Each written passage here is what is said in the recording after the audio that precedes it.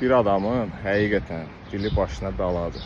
Təsəvvür edin ki, general olasan, dövrün ən böyük imperiyasında söz sahibi olasan, gələsən Qafqazı qan tuturasan. Amma Bakı xanlığına yaxınlaşıb, xanın ayaqla gəlməyini istəyəsən. Nəticə etibarilə nə olur? Xan gəlir, əlbəttə ki, öz xalqının əziyyət çəkməyini istəmir.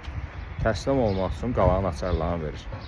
Amma General Sisyanov dilinin bəlasına düşür. Başlayır xanı təhqir eləməyə. Düzdür, tarixdə ya qardaşı oldu, ya da əmsi oldu. Dözmür, Sisyanovu güllələyir. Və Hüseynqulu xanın adamları Sisyanovun başını kəsir. Təsəvvür edirsiniz, başını kəsəndən sonra ruslar qorxur, qaçır. Bir müddət Bakının ələ keçirilməyə dayanır.